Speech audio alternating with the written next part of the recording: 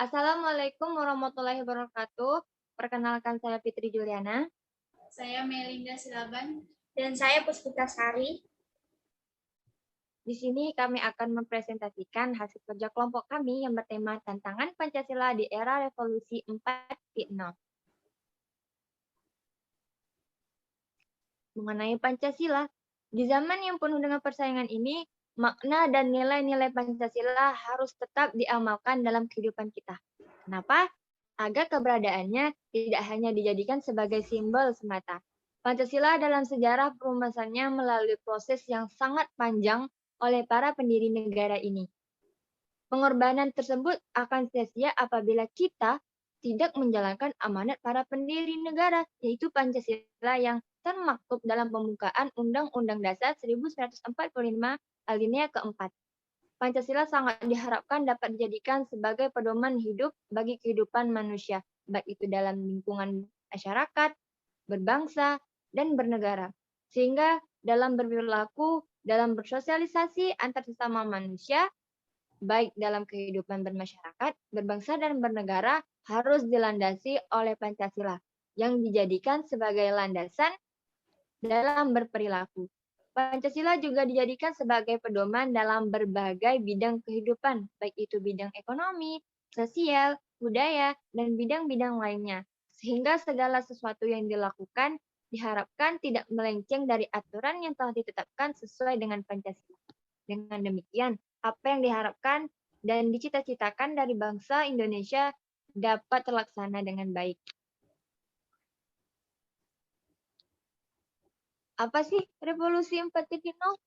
Revolusi merupakan sebuah perubahan paradigma mengenai sistem perekonomian. Revolusi pertama kali dalam catatan sejarah terjadi di tanah Inggris yang lebih dikenal dengan revolusi industri 1.0 yang terjadi antara 1800 sampai 1900. Revolusi industri 2.0 merupakan kelanjutan yang tidak terpisahkan dari revolusi industri 1.0 yang terjadi di Inggris. Revolusi ini sangat berbasis. Pada saat sekarang ini, revolusi 4.0 ditandai dengan adanya konektivitas manusia, data, dan mesin dalam bentuk virtual atau yang lebih dikenal dengan cyber physical. Untuk slide selanjutnya akan dijelaskan oleh Melinda. Pada Melinda, saya persilakan. Baiklah, di sini saya akan menjelaskan tentang desain prinsip 4.0. Ada terdiri dari 4. Yang pertama, interkoneksi. Merupakan kemampuan mesin, perangkat, sensor, dan orang untuk terhubung dan berkomunikasi satu sama lain melalui Internet of Things atau Internet of People.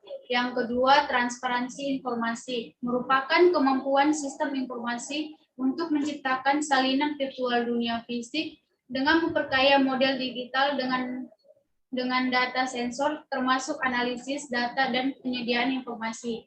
Yang ketiga, bantuan teknis. Merupakan sistem bantuan untuk mendukung manusia dengan menggunakan dan mengevaluasi informasi secara sadar untuk membuat keputusan yang tepat dan memecahkan masalah mendesak dalam waktu singkat. Yang keempat, keputusan terdesentralisasi. Merupakan kemampuan sistem fisik maya untuk membuat keputusan sendiri dan menjalankan tugas selektif mungkin.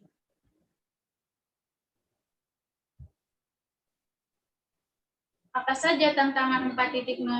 Yang pertama ada kesiapan, yang kedua tenaga kerja terpercaya, yang ketiga kemudahan pengaturan sosial budaya, yang keempat diverifikasi dan penciptaan lapangan kerja dan peluang 4.0. Revolusi industri 4.0, Indonesia akan mendorong 10 prioritas nasional dalam inisiatif Making Indonesia 4.0 yang bersifat lintas sektoral, yaitu 1. Perbaikan alur aliran barang dan material. 2. Desain ulang zona industri. Yang ketiga, mengkomodasi standar-standar berkelanjutan. Yang keempat, memberdayakan UMKM. Yang kelima, membangun infrastruktur digital nasional. Yang keenam, menarik minat investasi asing. Yang ketujuh, peningkatan kualitas sumber daya manusia. Yang kedelapan, pembangunan ekosistem inovasi. Yang ke-9, insentif untuk investasi teknologi. Yang ke-10, harmonisasi aturan kebijakan atau dalam Kementerian Peran 2019 halaman 6-7. Baiklah, materi selanjutnya akan dijelaskan oleh Puspita. Kepada Puspita dipersilakan.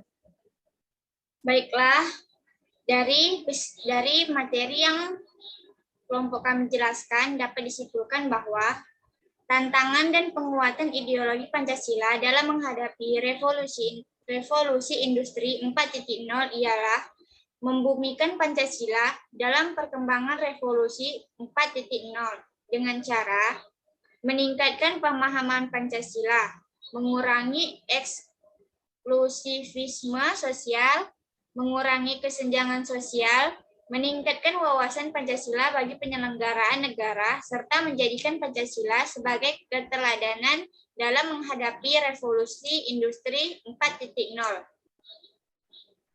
Penguatan Pancasila dalam menghadapi revolusi industri 4.0 adalah dengan meningkatkan sumber daya manusia Indonesia yang unggul sesuai dengan nilai-nilai Pancasila, mempertahankan eksistensi Pancasila, ideologi negara Indonesia.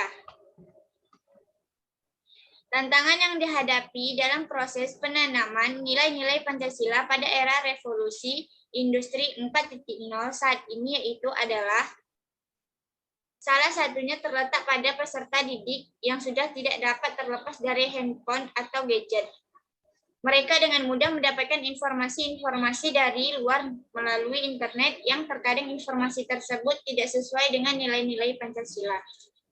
Namun hal tersebut juga dapat diatasi dengan cara memanfaatkan perkembangan informasi serta ilmu pengetahuan dan teknologi (IPTEK) menjadi media dalam penanaman dan penguatan Pancasila di era revolusi industri 4.0. Guru dan dosen dituntut untuk mendapat lebih kreatif dalam mengembangkan metode pembelajaran pendidikan Pancasila melalui media pembelajaran, seperti membuat game serta film animasi yang mengajarkan nilai-nilai Pancasila dan sekaligus dapat pula membentuk karakter peserta didik.